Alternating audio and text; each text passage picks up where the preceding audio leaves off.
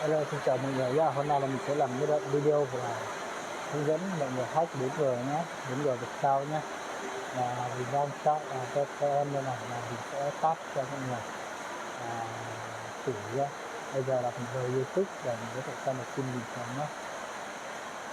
Hiện tại là mình đang mình xem phim bình thường nhé. Các loại phim này có thể lót được bình thường thế này. Nhưng mà mình sẽ tắt cái VPN của mình đi nhé. Mình sẽ tắt cái này đi. Mình sẽ tắt đi nhé. Mình sẽ tắt thế này. Ở trên đầu điện thoại của mình nó sẽ không chọn cái chữ VPN ở trên đầu này nhé. Mình sẽ tắt cái VPN này. Tiếp theo là mình sẽ vào lót Facebook và YouTube cho mọi người xem nhé. Nó sẽ lót không được nha mọi người nhé. Mình sẽ vào kiểm tra cái hôm nay là hướng dẫn của mình hết rồi đúng không? Mình sẽ tiếp tục kiểm tra cho nó còn dinh dưỡng hay không nhé.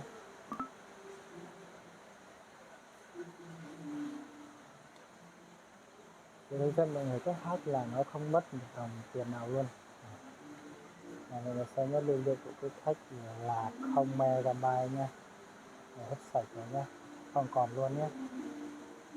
Nhưng mà vẫn có cách để mình vào về mạng nhé. Và mình sẽ vào YouTube này.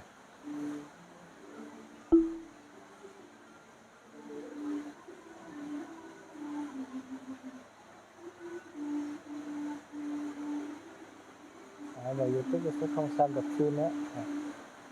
Đã dừng này. Vào Facebook nhé.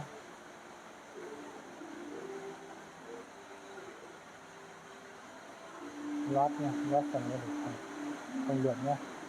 Rồi xong không được thì mình sẽ áp vào mình. Và mình sẽ xóa cái này đi nhé.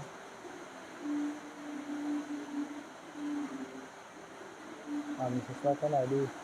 Và mình sẽ hướng dẫn cho mọi người cách là nó chạy luôn nhé. Mình sẽ lấy nhé, mình sẽ lấy cái file lên đây để chạy. Có mấy cách, một cách thì mình sẽ vào đây là mình sẽ vào dòng hai này. Bây giờ thứ hai này là mình sẽ không hướng dẫn nữa, mình sẽ làm cái video này là trực tiếp vào lấy file ở trong đó. Nếu mà mọi người thấy hay ấy, mọi người hãy đăng ký rồi mình sẽ để cái file này, cái file hack mạng 4G này mình trên phần ở dưới phần mô tả nhé mọi người nhé. Mình nhớ là download đấy nhé. Mọi người vào đó cộng này, mọi người vào cái gì MTV4 này. Và mình đã có rất là nhiều file bên này, mình sẽ vào cái file này. Mình sẽ lấy cái file http này nha. Mình sẽ up về cái file đó là cái này nhé. Mình sẽ chọn nhé, mình ấn nút này để chọn nhé. Nút này chọn xong là mình sẽ vào nút ở dưới này xem dữ liệu nó đi chơi nhé. Cái này nhá, dữ liệu đã có rồi nhé. Bình thường là mình tắt là không có đâu nhé. Mình sẽ vào đây.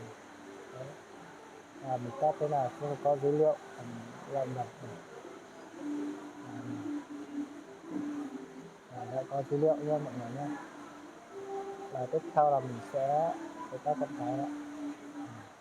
Mình sẽ bảo cho mọi người xem là test luôn. Test đấy, đã việc chưa? Rất là hay luôn. Xem phim này. Nhất thử là mình sẽ xem phim đoạn này nhé.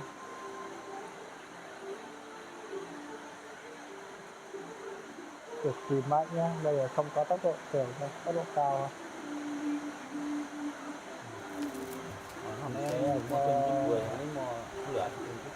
진짜 어떤 놈한테 tới giờ nó thầu này hết gì người sử nhó chè người tu to on chu à đâu ok nhá cô sao mà kỳ tư trong tỷ chè nó đó là rất là nét luôn.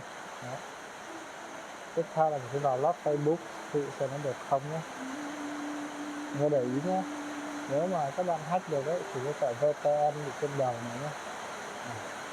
Nhớ thời gian luôn này. Đấy, hay chưa? Rất là hay luôn. Để là nghĩa like, mình mới đăng ký kênh nhé. để mình sẽ làm video rất là nhiều về hát mũ cờ này. Và các file này mình sẽ để dưới phần mô tả, link ở dưới phần mô tả, mình sẽ đi download để tạo ngay, đi tạo lên cái app này. Đó, tạo lên cái app này mình sẽ đó là mọi người xem này.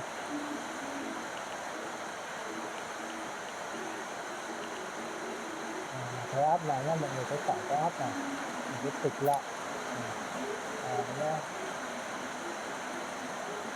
Xin chào và hẹn gặp lại mọi người, nhớ mọi người hãy đăng ký kênh và ủng hộ cho mình nhé.